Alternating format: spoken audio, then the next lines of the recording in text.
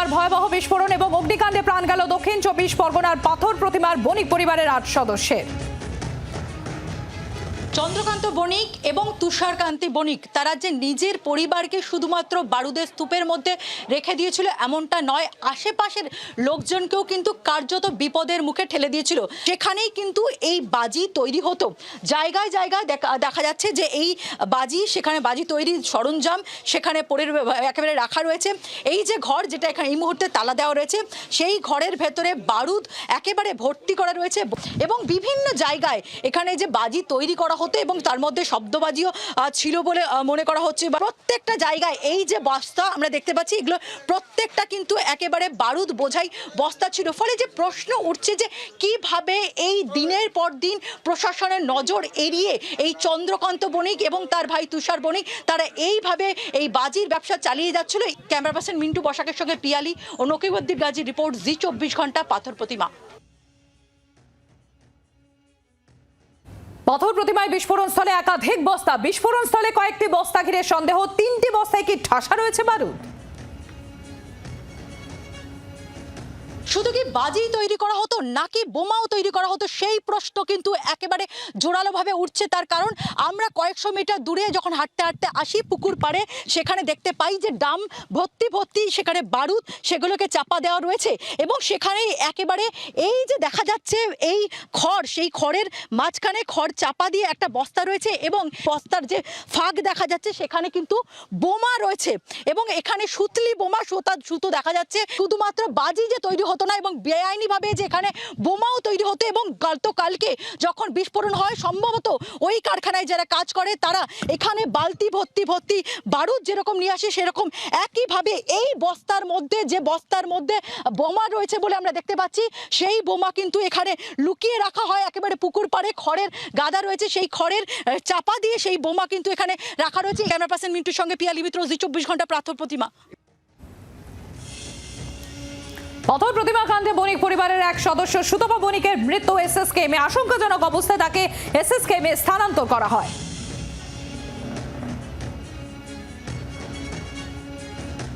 পাথর প্রতিমায় বাজি বিস্ফোরণের ঘটনায় মৃতের সংখ্যা বেড়ে 7 থেকে হলো 8। 7 জন যখন বাজি বিস্ফোরণের ঘটনা ঘটে সেখানেই মারা গিয়েছিলেন, যার মধ্যে শিশুরাও ছিলেন এবং আরও একজন যার নাম জানা যাচ্ছে সুতপা বণিক, তাকে নিয়ে আসা হয়েছিল এসএসকেএম হাসপাতালে এবং এসএসকেএম হাসপাতালে তার বাড়ির লোক রয়েছেন এবং তারা জানাচ্ছেন সকাল 6টার সময় এসএসকেএমে তিনি মারা গিয়েছেন এবং এই বাজি বিস্ফোরণের ঘটনাতে অর্থাৎ মৃতের সংখ্যা যেটা 7 ছিল সেটা বেড়ে 8 হলো। টোটাল 11 জন সদস্যের পরিবার এই পাথর প্রতিমায় ওই বাড়িতে থাকতেন। 3 জন তারা সেই মুহূর্তে বাড়িতে ছিলেন না বলে জানা যাচ্ছে, অর্থাৎ সেই 3 জনের কিছু হয়নি, কিন্তু বাকি যে 7 জন ছিলেন সেই 7 জন স্পটেই মারা গিয়েছিলেন এবং আরও একজন অর্থাৎ সুতপা বণিক, যাকে এসএসকেএম হাসপাতালে নিয়ে আসা হয়েছিল, তার এসএসকেএম হাসপাতালে মৃত্যু হয়েছে সকাল 6টার সময়।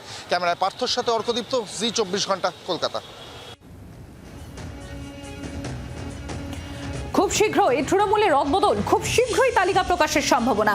তালিকা ইতিমধ্যেই চূড়ান্ত হয়ে গিয়েছে বলে জানা যাচ্ছে। আপনাদের আরো একবার জানাবো, খুব শীঘ্রই তৃণমূলে কি রদবদল, তার কারণ এই তালিকা প্রকাশের সম্ভাবনা রয়েছে, খুব তাড়াতাড়ি সেই তালিকা প্রকাশ করা হবে আর তালিকা ইতিমধ্যেই চূড়ান্ত হয়ে গিয়েছে বলে জানা যাচ্ছে। তৃণমূল সূত্রে যেটা জানা যাচ্ছে যে কোনো দিন আর কয়েকদিনের মধ্যেই কিন্তু এই রদবদলের তালিকা প্রকাশ হতে পারে দলের তরফে। সেক্ষেত্রে দাঁড়িয়ে বেশ কিছু জেলার সভাপতির নাম রয়েছে যাদেরকে বদল করে নতুন মুখ আনা হতে পারে এবং বেশ কিছু পুরসভা চেয়ারম্যান, ভাইস চেয়ারম্যান, কাউন্সিলর, সেক্ষেত্রেও রদবদলে যারা সাংগঠনিক পদে রয়েছেন সেখানে রদবদলে কিন্তু একটা সম্ভাবনা রয়েছে এবং পুরোটাই যে পারফরমেন্সের ভিত্তিতে হবে, বিশেষ করে লোকসভা নির্বাচনের পারফরমেন্সের ভিত্তিতে এটা হবে, এই কথা কিন্তু প্রকাশ্যেই বলেছেন অভিষেক বন্দ্যোপাধ্যায় থেকে বারবার বলতে শোনা গেছে। 26শে বিধানসভা নির্বাচনের আগে রদবদল ঘটিয়ে, দলে রদবদল ঘটিয়ে সংগঠনকে মজবুত করে বিধানসভা নির্বাচনে ঝাঁপানোই হচ্ছে তৃণমূল কংগ্রেসের এখন অন্যতম প্রধান লক্ষ্য। জি 24 ঘন্টার জন্য ক্যামেরায় কমল জানার সঙ্গে প্রবীর চক্রবর্তী, কলকাতা। উত্তরবঙ্গের উন্নয়ন ইস্যুতে দিল্লি দরবার, দিল্লিতে উত্তরবঙ্গের 10 জন বিজেপি বিধায়ক।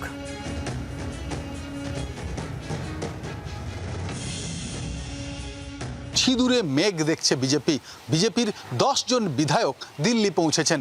কেন্দ্রীয় নেতাদের সঙ্গে তারা বৈঠক করছেন, বিশেষত কেন্দ্রীয় মন্ত্রীদের সঙ্গে তারা দেখা করছেন। কেন্দ্রীয় মন্ত্রীদের সঙ্গে দেখা করার কারণ উত্তরবঙ্গের উন্নয়ন। উত্তরবঙ্গে আরও বেশি স্কুল, কলেজ, হাসপাতাল গড়ার দাবি তারা জানাচ্ছেন। সৈনিক স্কুল যা কেন্দ্রের হাতে রয়েছে, এইমস হাসপাতাল যা কেন্দ্রের হাতে রয়েছে এবং রেল সহ একাধিক প্রকল্পে উত্তরবঙ্গকে যাতে নজর দেওয়া হয় সেই দাবি নিয়ে রাজ্য বিধানসভার বিজেপির মুখ্য সচেতক শঙ্কর ঘোষের নেতৃত্বে 10 জন বিধায়ক দিল্লি পৌঁছেছেন। দিল্লিতে তারা মন্ত্রীদের সঙ্গে দেখা করছেন এবং উন্নয়নকে হাতিয়ার করে তারা উত্তরবঙ্গে আগামী 2026-এর বিধানসভা নির্বাচনে ঝাঁপাতে চায়। কিন্তু এরই মধ্যে তৃণমূল কংগ্রেস, রাজ্যের শাসক দল, তারাও উত্তরবঙ্গে বিশেষ নজর দিয়েছে। নয়াদিল্লি থেকে ভিডিও জার্নালিস্ট শুভাশিস দাসের সঙ্গে রাজীব চক্রবর্তী, জি 24 ঘন্টা। ভুয়ো ইমেলে বোমাতঙ্ক জাদুঘর ঘিরে তল্লাশি পুলিশের।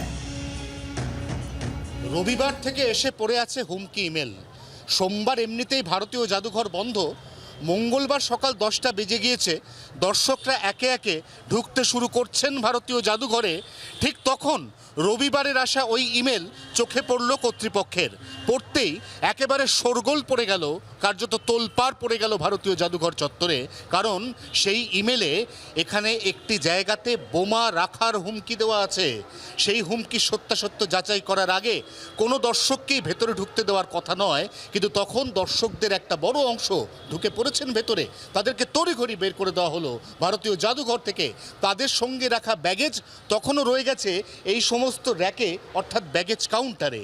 সেই কাউন্টারে রাখা ব্যাগেজগুলি দিয়েই তল্লাশি শুরু করলো নিউ মার্কেট থানার পুলিশ। 24 ঘন্টার জন্য ক্যামেরায় শুভ্রর সঙ্গে অয়ন, ভারতীয় জাদুঘর, কলকাতা। নিউটাউনে টোটো চালক হত্যাকাণ্ডে চাঞ্চল্যকর মোড়, 2 নাবালকের হাতে খুন ওই টোটো চালক।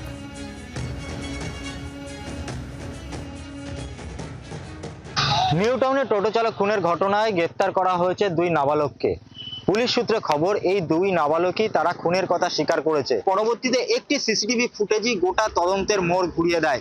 সেই সিসিটিভিতে দেখা যায় যে রবিবার রাতে ওই টোটোতে করে 2 নাবালক তারা যাচ্ছিল এবং তারপরেই সেই 2 নাবালকের খোঁজ পায় ইকোপার্ক থানার পুলিশ এবং সেই 2 নাবালককে থানায় নিয়ে এসে জিজ্ঞাসাবাদ করা হলে সেই জিজ্ঞাসাবাদে তারা গোটা খুনের ঘটনার কথা স্বীকার করে এবং তারপরেই তাদেরকে গ্রেফতার করা হয়। আজ তাদেরকে জুভেনাইল কোর্টে তোলা হবে বলে আমরা জানতে পারছি। এবং যেটা পুলিশ সূত্রে খবর যে কেন এই খুন, তার কারণ এই যে মহিলার সাথে সুশান্ত ঘোষের সম্পর্ক ছিল, সেই মহিলার যে মেয়ে, তার সাথে এই 2 নাবালকের এক নাবালকের সাথে প্রেমের সম্পর্ক ছিল এবং সেই প্রেমিক যখন গোটা ঘটনার কথা জানতে পারে তখন সেই আক্রোশের জেরেই কিন্তু এই টোটো চালক সুশান্ত ঘোষ তাকে কিন্তু খুন করার পরিকল্পনা নেওয়া হয় এবং তারপরেই প্ল্যান করে এই খুনের ঘটনা ঘটানো হয় বলে পুলিশ সূত্রে আমরা জানতে পারছি।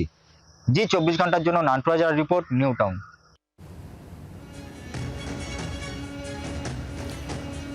ভাটপাড়ায় দাদার হাতে ভাই খুন, বচসার জেরে পিটিয়ে খুনের অভিযোগ।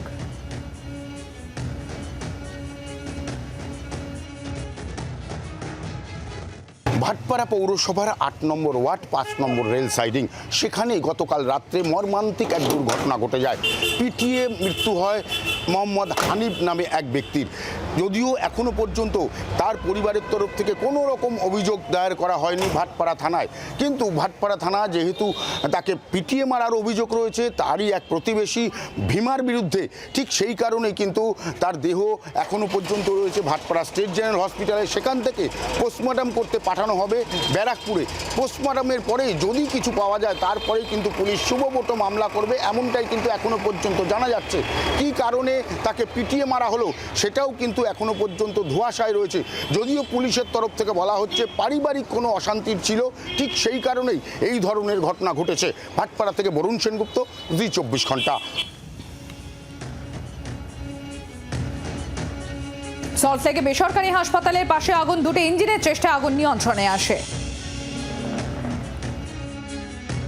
সল্টলেকের একটি বেসরকারি হাসপাতালের পাশে এটি 9তলা বিল্ডিং KB25, সেই বিল্ডিংয়ের বেসমেন্টে আজ সকাল 11টা নাগাদ আগুন লাগে।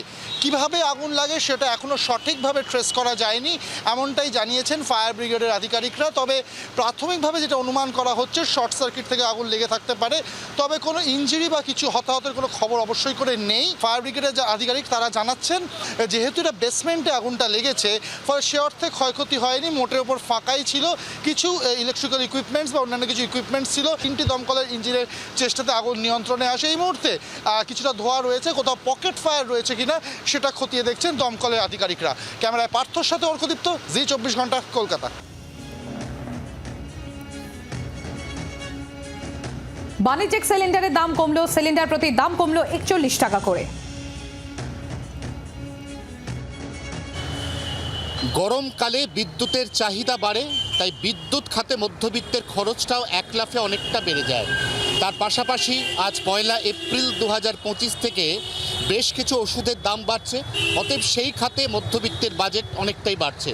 এই অবস্থায় প্রত্যেকটি মধ্যবিত্ত মানুষ আশা করেছিলেন এবারে অন্ততপক্ষে ঘরোয়া রান্নার গ্যাসের দাম কমবে, কিন্তু সেই দাম রয়ে গেছে অপরিবর্তিত।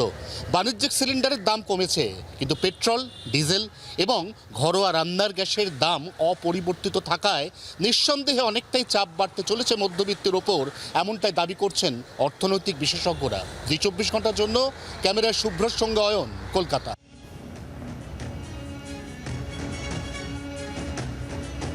ভয়ঙ্কর দুর্ঘটনা দক্ষিণ কলকাতায় EM বাইপাসের উপর অভিষিক্তা মোড়ের কাছে, দুর্ঘটনা, আহত 2।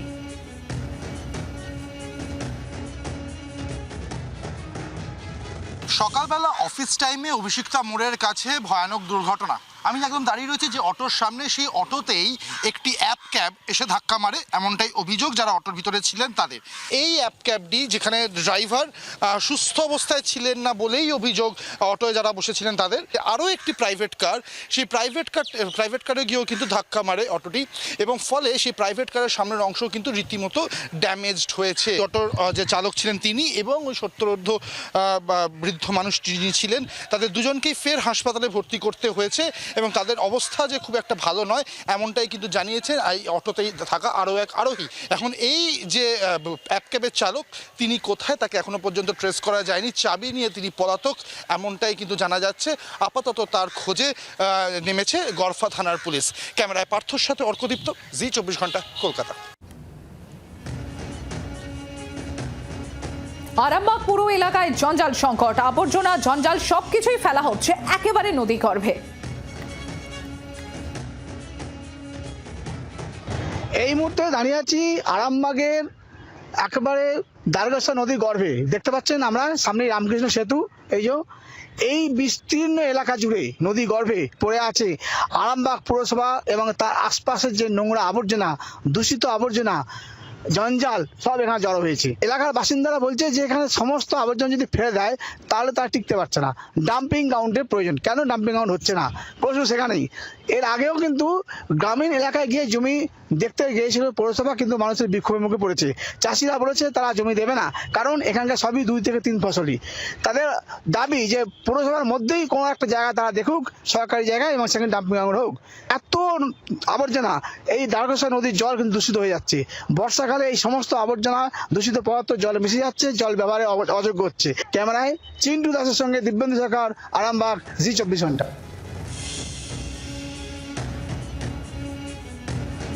হাওড়ায় রয়েছে আরও একটি ভাগাড়, বেলুর চাঁদমারি ভাগাড়ে বিপদের আশঙ্কা স্থানীয়দের।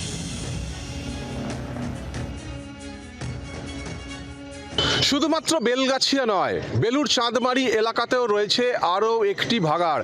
আমি এখন সেখানেই দাঁড়িয়ে রয়েছি, দেখানোর চেষ্টা করছি সেখানকার ছবিটা। এরকমই বিপুল পরিমাণ আবর্জনা স্তূপ এখানে জমে রয়েছে। আগে এই এলাকা অনেকটাই ফাঁকা ছিল, সেক্ষেত্রে এই ভাগাড়ের জন্য কোনো রকম অসুবিধে হতো না, কিন্তু দিনের পর দিন এখানে লোকবসতি বেড়েছে, তৈরি হয়েছে এরকমই অনেক ফ্ল্যাট, বহুতল। সাধারণ মানুষজন তারা যেটা জানাচ্ছেন যে এখানে আবর্জনা স্তূপ ক্রমশই বাড়ছে, ছড়াচ্ছে দুর্গন্ধ, মাঝে মধ্যে আগুন ধরে গেলে আরও সমস্যা হয়। তাই এলাকার মানুষজন তারা চাইছেন এখান থেকে এই ভাগাড় অন্যত্র সরানো হোক। যদিও এখানের দায়িত্বে থাকা আধিকারিকরা তারা যেটা জানাচ্ছেন যে বায়ো মাইনিংয়ের মাধ্যমে এখানকার যে আবর্জনা সেটা অনেকটাই কমিয়ে এখান থেকে সার তৈরি করা হয়, তাই বেলগাছিয়া ভাগাড়ের মতো ধস এখানে নামার সম্ভাবনা নেই। এবং কোনো বিপদের আশঙ্কাও নেই। জি24 ঘন্টার জন্য কৌস্তবের সঙ্গে দেবব্রত, হাওড়া। একদিকে বন্ধ চা বাগান, অন্যদিকে পানীয় জলের সমস্যা। নদীর জল খেয়ে বেঁচে আছেন মাল ব্লকের সোনালী চা বাগানের বাসিন্দারা। একদিকে বন্ধ মাল ব্লকের এই সোনালী চা বাগান, তার উপর পানীয় জলের সমস্যা। শুধু এটা আজকের নয়, বহু বছর ধরে এই এলাকায় কিন্তু পানীয় জলের সমস্যা রয়েছে। গত কয়েক বছর আগে কিন্তু লিসলিবার চা বাগানে একটা জলের রিজার্ভার বসানো হয়েছিল। তখন কিন্তু এই বাগানের মানুষরা আশা করেছিলেন যে পানি তারা পাবেন, কিন্তু কয়েক বছর কেটে গেলেও পানি কিন্তু তারা এখনো পাচ্ছেন না। যার ফলে কিন্তু এই এলাকার যে মানুষজনরা আছেন তারা কিন্তু এই রাস্তা দিয়ে কিছু দূর একটা ঝোড়া রয়েছে, সেই ঝোড়াতে গিয়েই কিন্তু তারা জল এনে খাচ্ছেন। এবং তাদের একটা বক্তব্য, এই জল খেয়ে কিন্তু তারা বিভিন্ন রকম অসুখে ভুগছেন, কিন্তু উপায় নেই। কেউ কেউ আবার শরীর ঠিক রাখার জন্য জল কিনে খাচ্ছেন। কবে এই এলাকার জলের সমস্যা মিটবে? যখন মন্ত্রী থেকে রাজ্য সরকার বলছেন বিভিন্ন চা বাগানে পানীয় জলের ব্যবস্থা পর্যাপ্ত করা হয়েছে, তারপরেও কেন সোনালী চা বাগানের মতো বাগানে পানীয় জলের সমস্যা দেখা দিচ্ছে? এই নিয়ে উঠছে প্রশ্ন। সোনালী চা বাগান থেকে অরূপ বসাক, জি24 ঘন্টা। হাতির হামলা ঠেকাতে গাছেই ভরসা। ঝাড়গ্রামে গাছের মগডালে মাচা বেঁধে হাতি পাহারায় গ্রামবাসীরা। হাতির হামলায় নাজেহাল ঝাড়গ্রামবাসী, আর হাতি তাড়ানোর ক্ষেত্রে বন দপ্তরের ভূমিকায় আরো বেশি ক্ষুব্ধ তারা। তার কারণ, রাত নামলেই হাতির দল নেমে যাচ্ছে এই সমস্ত ধান বা সবজি খেতে, নষ্ট করছে বিঘের পর বিঘে ফসল। সেই ফসলের ক্ষতিপূরণ তো তারা পাচ্ছেনই না, যেটুকুও পাচ্ছেন তা এতটাই কম যে তাতে খরচও উঠছে না। আর সে কারণেই বাধ্য হয়ে এবার গ্রামবাসীরা নিজেরাই হাতি তাড়ানোর কাজে নেমে পড়েছেন। গ্রামের পার্শ্ববর্তী যে সমস্ত বড় বড় গাছ রয়েছে সেই সমস্ত গাছের উপর তারা গাছঘর তৈরি করেছেন। সেই গাছঘরেই রাতে পালা করে পাহারা দেয় গ্রামবাসীরা। তার কারণ, নিচে পাহারা দিলে যে কোনো সময় হাতির আক্রমণের মুখে পড়তে পারেন। সে কারণেই এই মুহূর্তে গাছঘরই তাদের একমাত্র ভরসার জায়গা হয়ে দাঁড়িয়েছে। রাতে হাতি ঢুকলেই সেই গাছঘর থেকেই তারা সতর্ক করে দেন গ্রামবাসীদের। এইভাবেই দিনের পর দিন রাত পাহারা চলছে গাছঘর থেকে। ঝাড়গ্রাম থেকে সৌরভ চৌধুরী, জি24 ঘন্টা।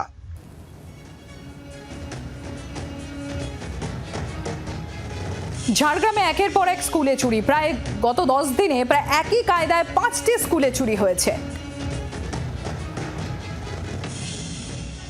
ঝাড়গ্রামের লালগড় থানা এলাকায় 2টি স্কুলে একই পদ্ধতিতে চুরি হয়েছে গত 10 দিনে। রামগড়, লালগড় সহ 10 কিলোমিটারের মধ্যে আরো যে সমস্ত স্কুল আছে, এরকম আরো 5টি স্কুলে একই কায়দায় চুরি করেছে চোর। গভীর রাতে স্কুলে হানা দিচ্ছে, নির্দিষ্ট করে যে সমস্ত ক্লাসরুমে লকার রয়েছে বা রুমে লকার রয়েছে সেগুলোকে ভাঙা হচ্ছে, হাতিয়ে নেওয়া হচ্ছে টাকা পয়সা, আর যাওয়ার আগে খুলে নেওয়া হচ্ছে সিসিটিভি, যাতে চিহ্নিত করতে না পারে কে বা কারা করছে। যদিও পুলিশের বক্তব্য, আজ থেকে বেশ কয়েক বছর আগে ঠিক একই কায়দায় কলকাতা পার্শ্ববর্তী এলাকায় এই ধরনের চুরি হচ্ছিল। সে সময়ও ধরা পড়েছিল একটি দল। এই চুরির ঘটনাতেও সেই দলই কাজ করছে এমনটাই সন্দেহ করছে পুলিশ। তদন্ত চলছে। তবে বারবার এই ঘটনায় যথেষ্টই আতঙ্কিত স্কুল কর্তৃপক্ষ। ঝাড়গ্রাম থেকে সৌরভ চৌধুরী, জি24 ঘন্টা।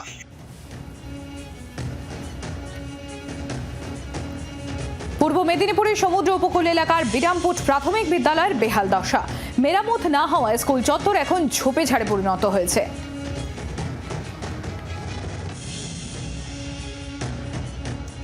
এই বিদ্যালয়টি হলো বিরামপুর প্রাথমিক বিদ্যালয়। আমফান ঝড়ে এই বিদ্যালয়টি ছাউনি উড়ে যাওয়া শুধু নয়, ভেঙে পড়েছে, দেওয়াল ভেঙে পড়েছে, সমস্ত আসবাবপত্র নষ্ট হয়েছে এবং ছাত্রছাত্রীরা এই বিদ্যালয়ে পঠন পাঠন করার ক্ষেত্রে ভীষণ সমস্যায় পড়েছে। বাধ্য হয়ে কয়েক বছর ধরে পাশেই রয়েছে বহুমুখী ঘূর্ণিঝড় আশ্রয় কেন্দ্র। সেই আশ্রয় কেন্দ্রের ফাঁকা জায়গায় ছাত্রছাত্রীরা ক্লাস করে। শিক্ষক মহাশয়রা জানাচ্ছেন, সংশ্লিষ্ট দপ্তরকে বারে বারে জানানো হয়েছে, কিন্তু দপ্তর এখনো পর্যন্ত কোনো পদক্ষেপ নেয়নি।